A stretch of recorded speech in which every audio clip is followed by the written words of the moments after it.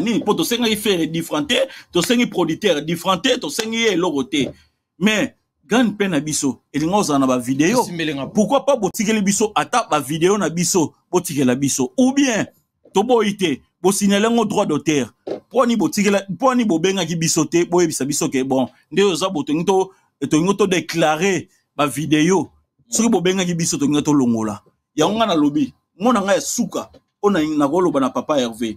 Papa Hervé, s'il vous plaît. Selon la producteur na yo. Yebisa ye, to longola ba image. Mais azongi c'est la biso ba sanction o ba sanctionner biso na YouTube. Ba YouTube na biso est comme en danger. Po eza ba effort na biso neti nga ba effort na nga na sala bana 2016. Le to en 2024. Eza ba effort na nga na sala. S'il vous plaît, s'il vous plaît. Yebisa producteur na yo. Po muta signala ngo ba ko ma Olivier Gen. Yebisa Olivier Gen, mais c'est Olivier Gen. Alongo la sanction wana, azongi sa biso ba vidéo. Comme ça tant alongo la sanction wana, biso do supprimer ba vidéo wana, sanction ko na YouTube te po problème ça eza problème la sanction, eza problème ko to vidéo te. Osomona. Problème eza problème la sanction. Eza problème ba vue nde yango zo lela te. Papa, ngai vie et lobelanga lo te na sala ba vie ko leka ko na nini oyo. Na sala ba vie. So batali na zana ba vidéo ba 1 million eza na kati ya nini. Problème nanga ezali sanction ya YouTube. Ba sanctionner nga 2 fois na makamu ya fere. Na eloko onga na sali sacrifice. Na se sacrifier na lali ba pongite pona osala promotion ya ba makamu ya fere. Nazoke ne kozwa ba musicien na kozwa nini pona la kisaka mokili ki no fere asali makamu ne ya bien. To la kisi kitoko makamu nyonso ya bien o fere asali. Mais na suka nango ba futi biso na monnaie de singe. S'il vous plaît, Papa Hervé. Olobara kioza papa social. La gisa social oyo.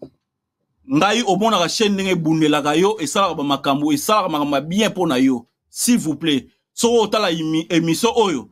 Ngana sengi yo. Yebisa producteur na yo. Alongo la vidéo. Alongo la ba sanction na oya pesi biso. Toza nazanga mokote. Peut-être que batu mususu baza hypocrite ya koloba makambo. Yo mika lokwa test d'affiche ezala bongo. Toza na ba vie. Na boy kotanga ba kombo toza ebele oyo bazo nyongo na se na kombo ya Papa Hervé bote image nani ba na boy kotanga ba kombo natanga ka oyo za pembe na nga toza ebele oyo bazo lela na kombo ya Papa Hervé o bazo loba peke non na Genève Arena ba osala campagne ya mabe menga na osa campagne ya mabe te Papa Hervé nazo lele pa na yo s'il vous plaît.